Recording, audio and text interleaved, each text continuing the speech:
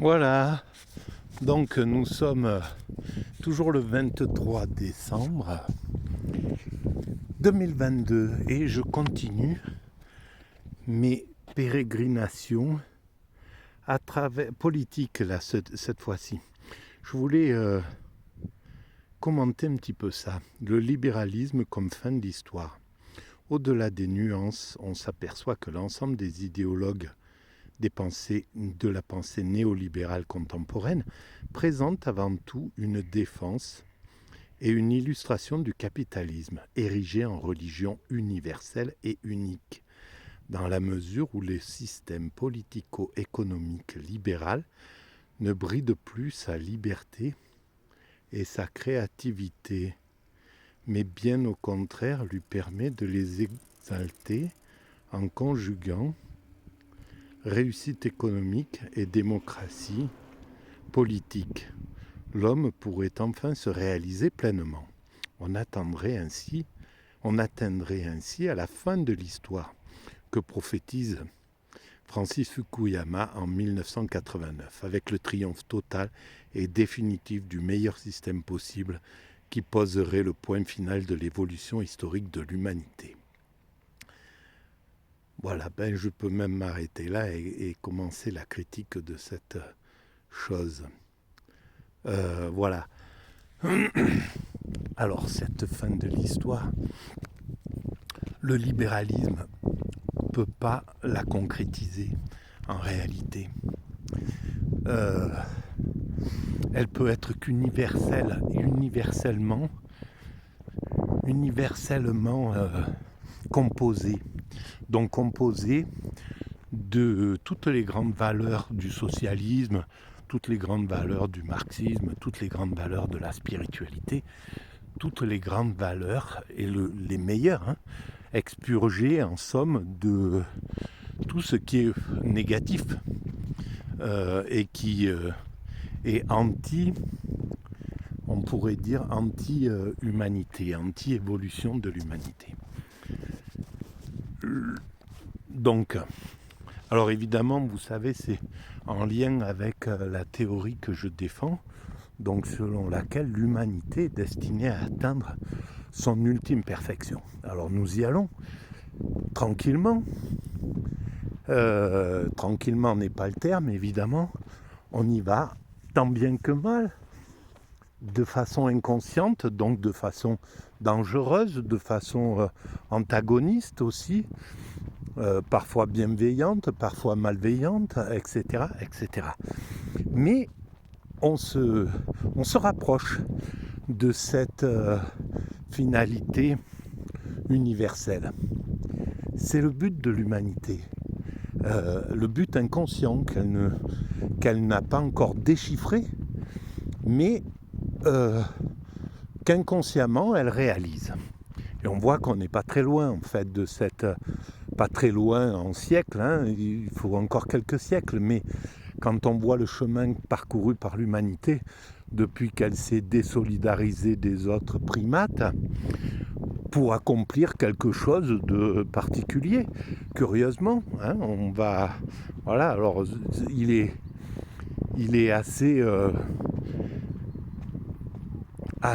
intelligent de pouvoir imaginer que notre rôle, que le rôle de l'humanité en quittant le royaume de la nature pour le royaume de la culture, et donc avec acquisition de la raison, de l'intelligence, de la possibilité d'accumuler des connaissances, donc de la science, de réfléchir avec cette puissante envie de comprendre, de découvrir qui sommes-nous, d'où venons-nous, où allons-nous, etc., qu'on finira par résoudre la question. Pour l'instant, voilà, on y va un peu de façon antagoniste. Alors, évidemment, les Fukuyama et les chantres du libéralisme pensent qu'il faut écarter tous les autres modèles. C'est ce qu'a fait en fait le libéralisme dans sa lutte, le capitalisme en somme, dans sa lutte à mort, on peut le dire, avec le communisme, avec le bloc soviétique à l'époque. Donc ce combat à mort et ce combat sourd, c'était vraiment un combat de primates, parce que normalement les combats humains pourraient avoir la tournure d'un combat de boxe, avec des règles, avec voilà, c'est pas un combat à mort. Là, il s'agissait vraiment d'un combat à mort. Et c'est là où on voit que le capitalisme américain, globalement, est méchant dans son âme, dans son système de combat. Dans la vie courante, non, mais dans le système de combat, voilà, cet anticommunisme primaire était en fait une envie de tuer, quoi. C'est vraiment criminel, en somme. Il n'y a pas de quartier dans ce type d'état d'esprit. Il faut abattre l'autre, et c'est un état d'esprit qui est lié à la peur, qui est caractéristique du système esclavagiste, du système de la psychologie du maître sur l'esclave, du colon sur le colonisé. Donc une sorte de paranoïa qui fait que on ne peut pas imaginer l'égalité avec l'autre, le partage du leadership, une vision pacifique. C'est pas possible, c'est vrai, c'est vraiment voilà, une lutte à mort, et c'est un peu comme ça que c'est réalisé au fond la fin de l'esclavage. Il a fallu se battre, il a fallu une guerre.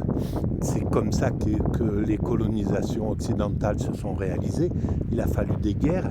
Voilà, en somme, il n'y a pas...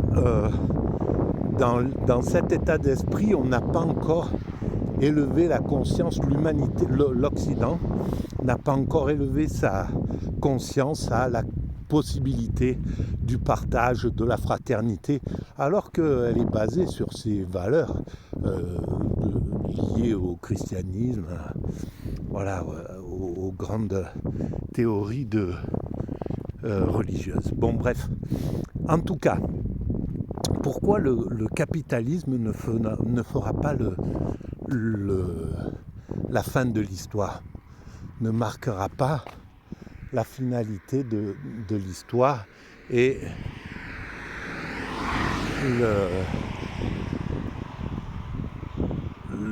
la toute-puissance. Parce qu'on le voit, depuis que le capitalisme a fait tomber le communisme, il est rentré dans une toute-puissance hallucinante, quoi. Et en fait, il n'y a pas une grosse conscience. Il s'est pas mis en paix. C'est pas quelque chose qu'il a... Alors qu'il avait la possibilité, il avait le choix. Le capitalisme, quand il a fait tomber l'URSS, il avait le choix de se comporter élégamment, en somme, de se comporter... de prendre l'autre en fraternité, quoi, comme fraternellement vis-à-vis de la Russie qui avait baissé les bras, etc., avec Gorbatchev.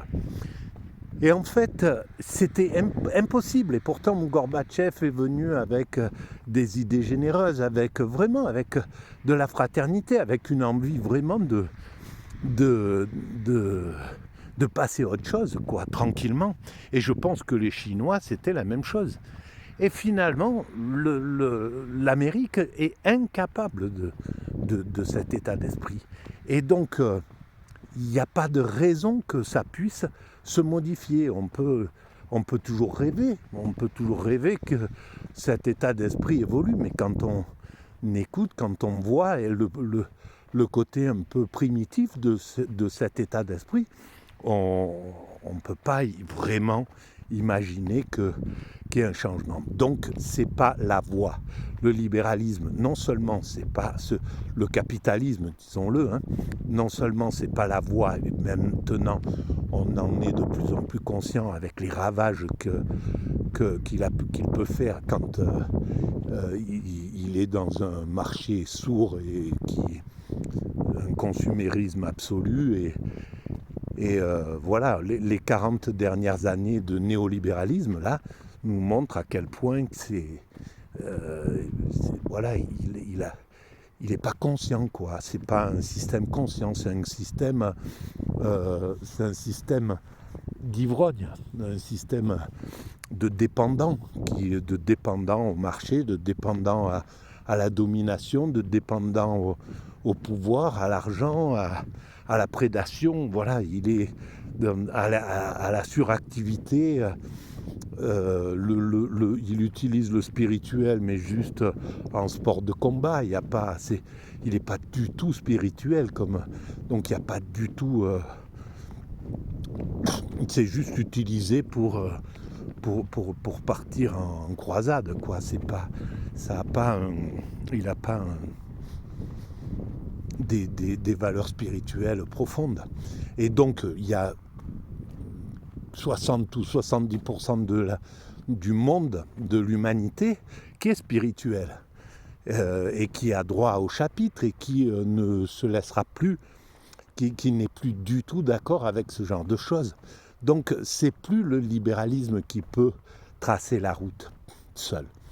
Donc voilà, ça sera le meilleur du libéralisme qui sera choisi, à mon sens, hein, le meilleur du communisme, donc l'égalité, la fraternité, etc.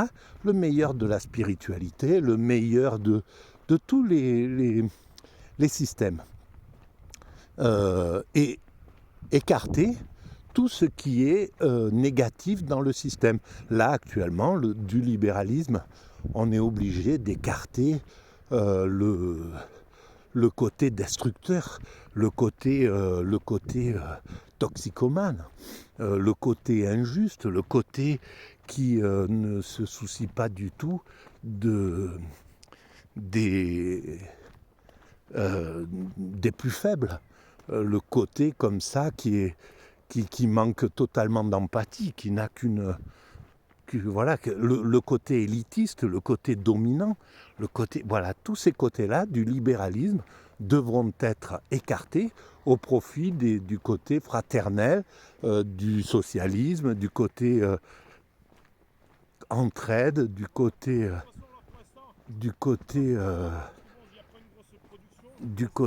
entraide, de tous les côtés qui sont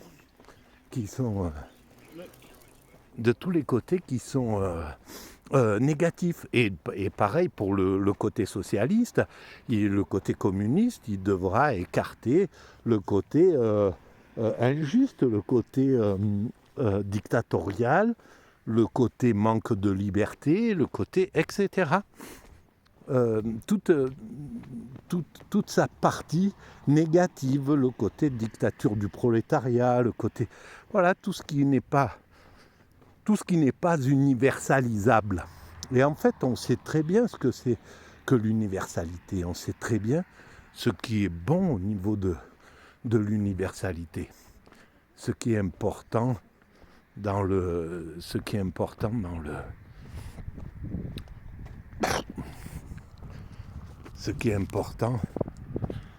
l'humanité. Voilà, merci. Alors, donc, nous arrivons à la fin de ce petit chapitre. Voilà. Et qu'est-ce que c'est beau cette région. Voilà. Et donc, pour aller jusqu'au bout. Donc c'est bien une voie, la voie centrale dont j'essaie de réfléchir en ce moment, le symbiotisme. Voilà, après le communisme, après le capitalisme, après le libéralisme, après, etc. Le symbiotisme, la symbiose de tout. De toute manière, on n'a pas le choix.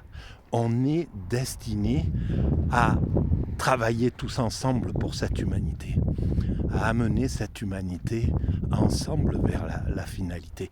Et on est maintenant, voilà, je pense que la majorité des esprits des jeunes sont conscients que c'est stupide d'évoluer par l'antagonisme, par la guerre, par la destruction, etc.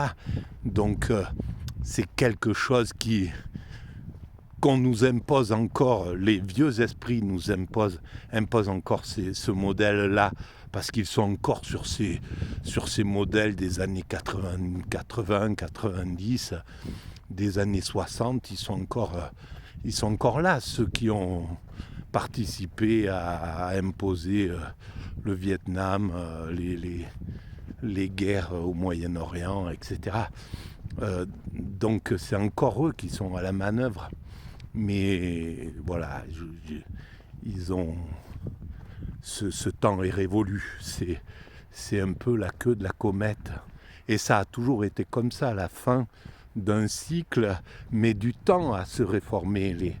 Les systèmes s'accrochent au pouvoir. Et on a vu comment ça a été compliqué de passer d'un millénaire à un autre. Il y avait des réactions quand même extrêmement dures. On n'est pas passé facilement dans ce 21e siècle avec un esprit de renouveau, avec un esprit vraiment... Voilà, les anciens modèles ont essayé de s'accrocher au pouvoir et de tenir les rênes encore un bon moment. Voilà. Nous voilà avec ce petit troupeau de moutons. Bon, eh bien, je vais arrêter là pour cette vidéo. Et puis, je vous souhaite de bonnes fêtes pour tous ceux qui ont envie de la faire. Et je vous le souhaite d'ailleurs. À très bientôt. Merci, au revoir.